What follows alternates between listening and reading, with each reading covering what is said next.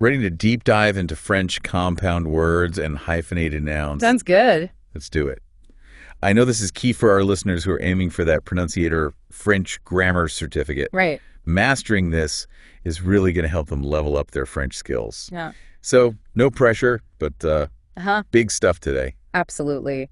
You know, these compound words and hyphenated nouns are like the secret code. Ooh, a secret code. To unlocking fluency in French. I like it. And expressing yourself with much more nuance. Okay, so, what's the big deal about hyphens in these compound words? They seem so tiny. Yeah. What difference can they really make? Well, they may be small, Yeah. but they're really important. Hyphens aren't just random punctuation marks in French. Okay. They really help us understand how words connect. Right. And even more importantly, how the meanings of words change when they're combined with other words. It's like, imagine you're building a house, but you don't have any mortar to put between the bricks. Oh, that's a good analogy. What's going to happen? Yeah, it would fall apart. It's all going to crumble. Yeah. So those hyphens, they're the mortar. Right. They're holding it together. They hold the whole thing together. Got it. Okay.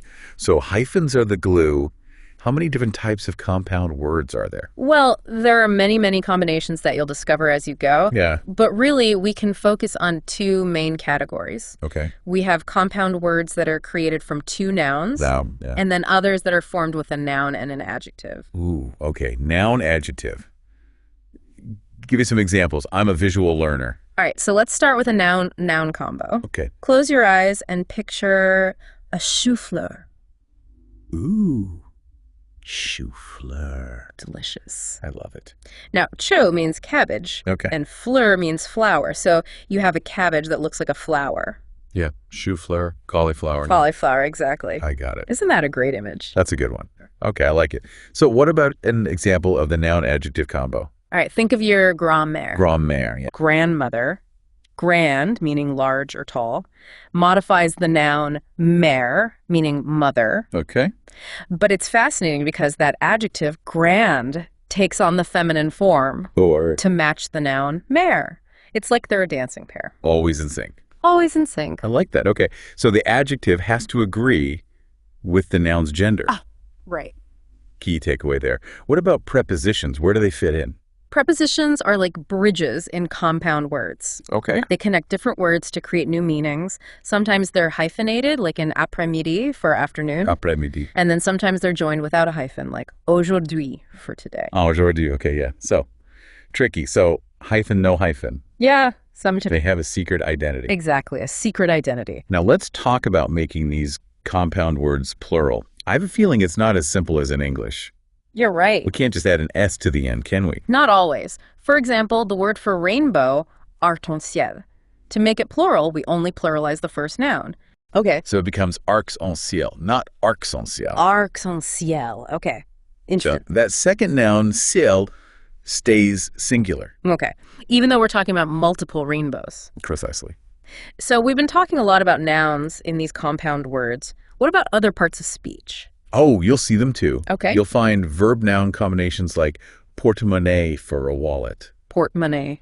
Okay. Literally carry money. Oh, interesting. Or adverb-adjective pairs like très bien for very good. Très bien. Yeah. Okay. So verbs, adverbs, Yes. all different parts of speech. Exactly. And understanding how these different parts of speech can create compound words is really like having a superpower. Ooh. Because you can decode almost any new word that you come across. I want that superpower. Okay, I like that. Now, speaking of decoding, when do we use an apostrophe instead of a hyphen? Ah, that's a great question. Yeah. The apostrophe comes in when we want to avoid those awkward vowel combinations. Or make pronunciation smoother. So, for example, s'il te plaît. S'il te plaît. Yeah. If you please. It's like a linguistic makeover. Yes. It adds a little elegance. That French elegance. Okay, so apostrophes for elegance. But what about prefixes and suffixes? They play a role, too, in compound words. Prefixes and suffixes are like little modifiers. Okay. They can change the meaning of a word, change its grammatical category, or even flip its gender, take the prefix in, meaning not, if we add that to utile, meaning useful, we get inutile, meaning useless. Inutile. Okay, they have this power to transform words. They're powerful. Okay, so this is all starting to make sense. But I imagine translating from English to French can be tricky with these compound words, right? Oh, absolutely. Especially because word order in English and French could be so different. What are some pitfalls that our listeners should watch out for? Yeah, that's a big one, word order. So, for example, in English, we say high school. Yeah, high school. But in French, it's just lycée. Lycée. No hyphens needed. So it's not a direct translation. Yeah. Okay, good to know. Now, going back to those verb-adverb compounds. Yes. Like portemonnaie, what's the trick to understanding them? Well, think of them as creating a new meaning. Okay, That's more than just the sum of their parts. Right. So it's not just about carrying money. It's specifically a wallet. Portemonnaie. Right. Right. So it's like two words are fusing together Exactly. to create something totally new. Okay. Are there some common errors that learners make with these compound constructions? Definitely. One that comes to mind is with the word weekend. In French, it's weekend. Weekend. With a hyphen. With a hyphen. On that distinctly French pronunciation. Got to get that pronunciation right, too. Okay. So many things to remember. Where does the stress fall in these compound words? Is there a rule? Well, most cases. Most cases. The stress falls on the last syllable of a compound word. Okay. It's part of what gives French that beautiful musicality. So we're emphasizing that final syllable. All right. You mentioned earlier that sometimes vowels can change within a compound word. Oh, yes. You have an example of that. A fun one is bonhomme, meaning snowman. Bonhomme, snowman. Okay. It's formed from bon, meaning good, and homme, meaning man. Bonhomme. You see that N from bon replaces that H in hum. Interesting. So it flows smoothly. Okay, so they kind of blend together. Yes. That's really interesting. Now, I have heard that compound words with the verb avoir can be tricky when it comes to agreement. Can you explain that? Yes, absolutely. Okay. Take, for example, j'ai faim, meaning I'm hungry. J'ai faim. Okay. Even though we're using avoir, meaning to have, there's no agreement with the subject. Oh, okay. It always stays fame no matter who's hungry. So it literally translates as I have hunger. Right. But we don't make fame plural to agree with je. Interesting. It's one of those special cases. Are there others like that? Oh, many. Many. Many avoir compounds Okay. that break the usual rules of agreement. Okay, that's a good thing to remember. Now, let's talk about how this all works in spoken French. What happens to these hyphenated nouns when we're actually speaking? Ah, good question. Do liaison and elision come into play? Absolutely. It's the beauty of spoken French. So, with hyphenated nouns, we usually apply liaison and elision as if the words were separate. Yeah. For example, les petits enfants, the grandchildren, we would make a liaison between les and petit. Les petits. But not between petit and enfant. Oh, okay. So that hyphen is almost like a little pause Yes. to guide the pronunciation. It guides the pronunciation. Okay, I see. I'm really starting to see just how much depth there is to these compound words. They're like little linguistic puzzles. They are. And that's why it's so important to understand how prepositions work within them. Right. Because they can completely change the meaning of a phrase. Ooh, okay. Give me an example. So think of avant-garde, meaning vanguard. Avant-garde. The preposition avant is really key there. Interesting. Okay. It really adds to the meaning. What about numbers? Are they ever hyphenated? Generally, numbers from 1 to 16. 1 to 16. When they're used as adjectives, they're spelled out and hyphenated. Okay. So you'd say dixcept for 17. Dixcept. Okay. And for numbers above 16? We just use numerals. So no hyphen for like 20 to 22. Exactly. No hyphen needed. All right. Good to know. Are there any common French constructions or expressions that rely heavily on hyphenated nouns? Oh, absolutely. Keep your ears open for phrases like c'est-à-dire. C'est-à-dire. That is to say, or au fur et à mesure. Au fur et à mesure. Oh, wow. As you go along. I feel like I'm already speaking French. What about geographically derived hyphenated nouns? A good example is belgo-français.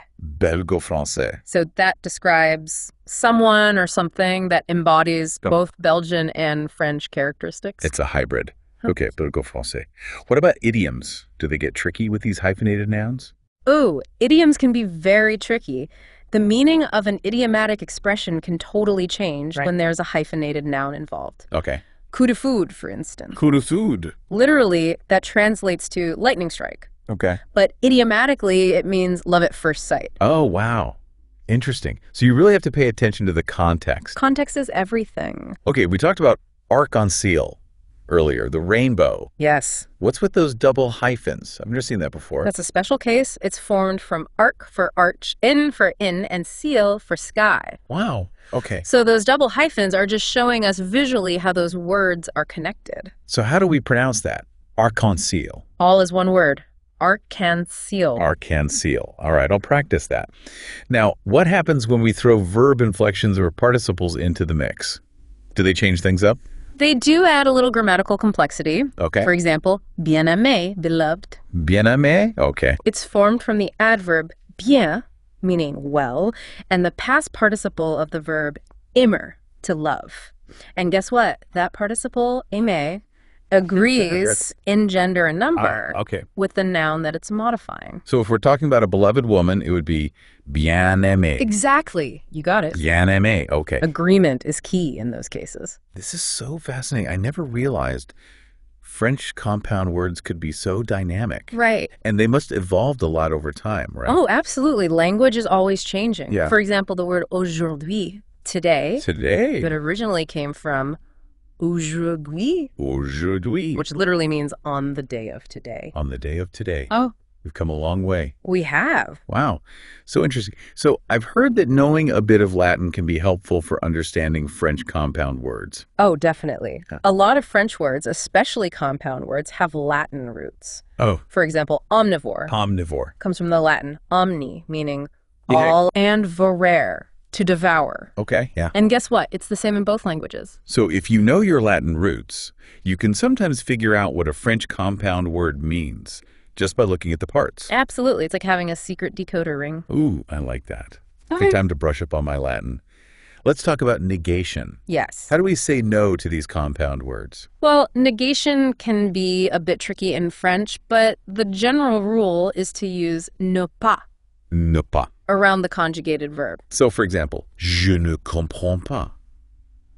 I don't understand. Exactly. And for compound words, does the structure change? Same principle. So, for example, je n'ai pas faim. I'm not hungry. Je n'ai pas faim. Okay. So it stays the same. Yeah. We just add that negation around the verb. Exactly. Ne pas. Got it.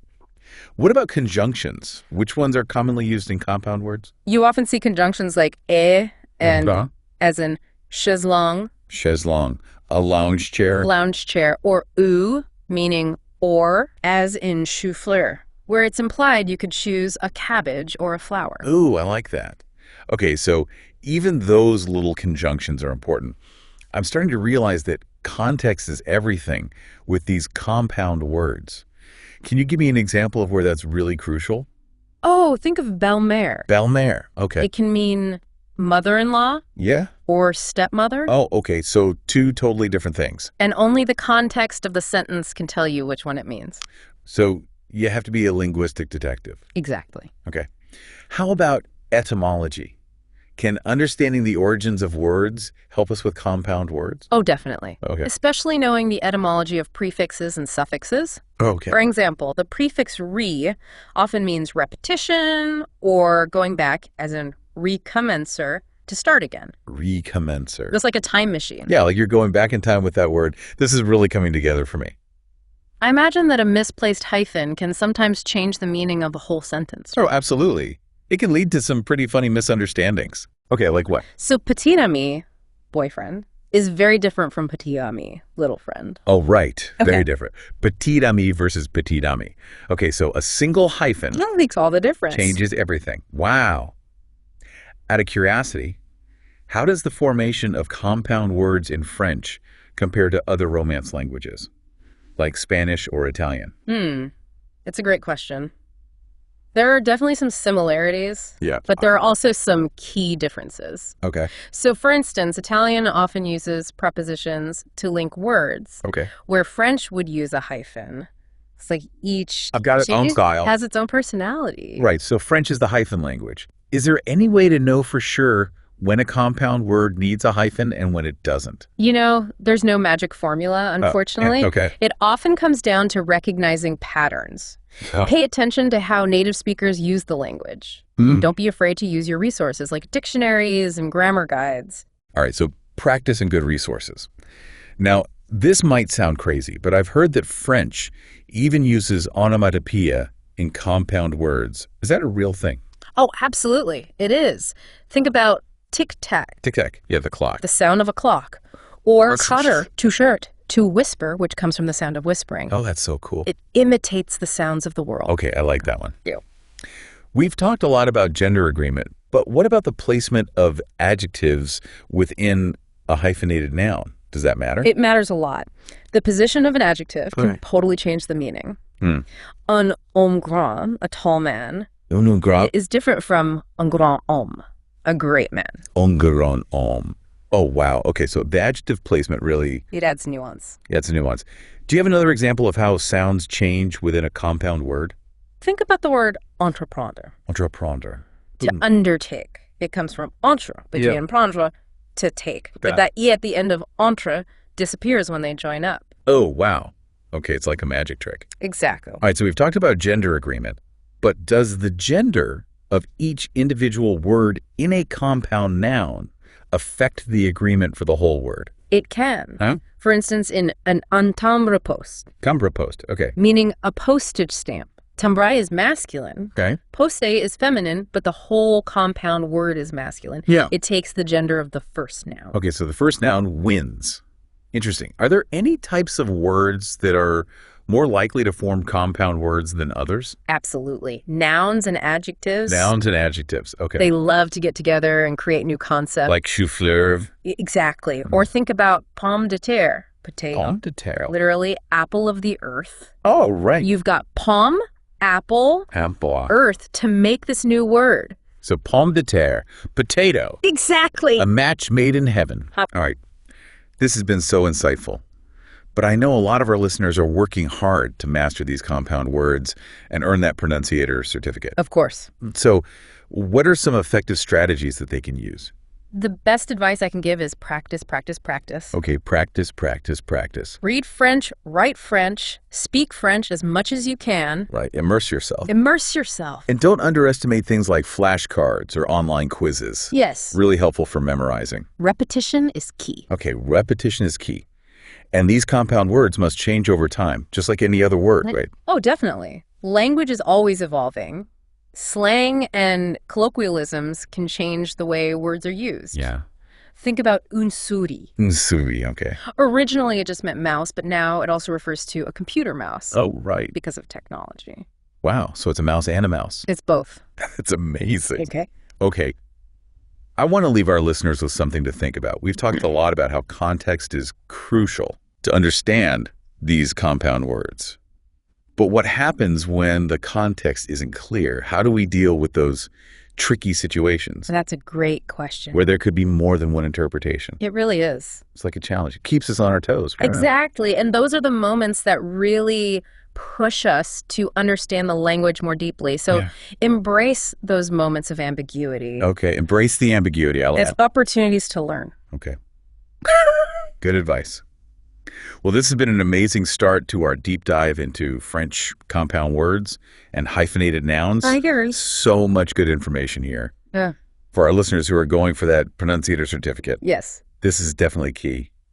We'll be back soon with even more fascinating insights in part 2 of this deep dive. Stay tuned. Stay tuned. You know, it's funny, those moments of ambiguity you were just talking about. Yeah. Those are the times I really feel like I'm starting to understand the nuances of French. Yeah, me too. It's like you can't just rely on a direct translation anymore. You have to think like a French speaker. You have to think in French. Now, we were talking about those frequent combinations. Yes, those frequent combinations. It's fascinating how certain words just seem to be drawn to each other. Like they're meant to be together. They are, to create these new concepts. Right. You mentioned this earlier, and I'm really curious to hear more about it. Like, can you give me a specific example? Well, let's take the word pomme, apple. Pomme, apple. Yeah. It seems to have a particular talent for forming compound words. Okay. Often ones that describe shapes or appearances. Like pomme de terre, potato. Exactly. Pomme de terre, literally apple of the earth. Which is a great way to think about a potato, actually. It is. And then there's pomme d'Adam. Oh, right. Pomme d'Adam. Adam's apple. That's a good one. Referencing that prominent bump in the throat. So pomme is like the base, the foundation? Yes, the foundation. And then it branches out to create all these different words. It does. And you'll find this with other words, too. Creating patterns that can really help you learn and understand new vocabulary. That's a good tip for our listeners. So look for those patterns. Exactly. It's a shortcut to learning. It is, like having a secret weapon. Now, we touched on this earlier, but compound words evolve over time, too. Right? Yeah, they must. Language is always changing. It is, and slang and colloquialisms can really have a big impact on the meanings of words. Right, okay. So can you give me an example of a compound word whose meaning has changed because of slang? Sure. How about bouche-trou? Bouche-trou, all right. Which literally means hole stopper. Okay, straightforward enough. It seems simple, and originally it really did refer to like a temporary fix. Okay. A makeshift solution, like plugging a hole in a leaky bucket. Yeah, like a quick fix. Quick fix. But over time, bouche-trou has taken on a more colloquial meaning. Okay, what does it mean now? Now, it often describes a person who's filling a vacant position or a job that's not very fulfilling. So not a real solution. Yeah, it's like a placeholder. Just filling the gap. Exactly. It's fascinating how language reflects those kinds of changes, isn't it? It is. So bouche-trou has gone from this very concrete idea, physically stopping up a hole, to this more abstract idea of a job or a position. And that's just one example. Wow. There are so many others out there, and that's part of what makes French so interesting to learn. It keeps it fresh.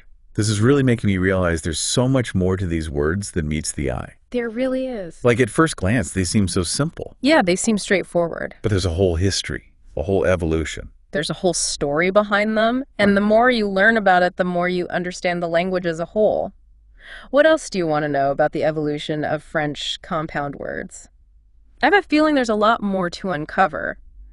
I think it would be fun to explore how some of these compound words reflect French history and culture. Ooh, yeah. It's like they're these little time capsules. Yeah, a little time capsule. Holding these echoes of the past. Okay, give me an example. Okay, how about Ancien Régime? Oh, Ancien Régime, the old regime. Exactly, but it's not just any old regime, you know. What do you mean? It specifically refers to the system of government in France. Okay. Before the French Revolution in 1789. Ah, so it's like the old regime. Exactly, with capital letters. That's a deep cut. It represents a whole era, all those social and political structures that existed before the revolution. Wow.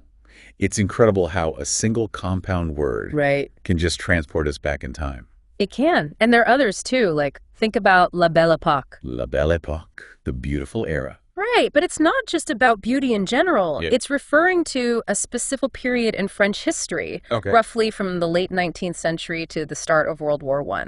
A time known for its optimism, its art, its innovation. It's like a snapshot of a moment in time. It is. And those compound words, they're like these little windows into the past. Yeah. They show us how language is shaped by the events and ideas. The big events. The things that define a nation. This has been so eye-opening. These compound words, they're so much more than just words, aren't they? They really are. They tell stories. They do. They carry history. It's amazing, isn't it? It is.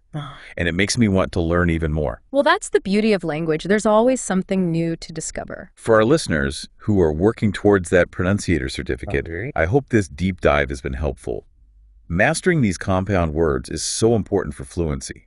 It is. It's like you're adding a new tool to your language toolbox. A powerful tool. A powerful tool. You'll be able to express yourself with so much more precision and nuance. So keep practicing. Yes. Keep practicing. Keep exploring. And most importantly, keep that passion for French alive. Exactly. And never stop being curious. Curiosity is what drives us to learn and grow. Well said. Well, I think that's a wrap for our deep dive into French compound words and hyphenated nouns. I agree. It's been a fascinating journey, and I hope our listeners have enjoyed it as much as we have. Me too. For those of you going for that pronunciator certificate, good luck. Best of luck. Keep learning. Keep learning. And we'll see you next time for another deep dive. Until then. Au revoir.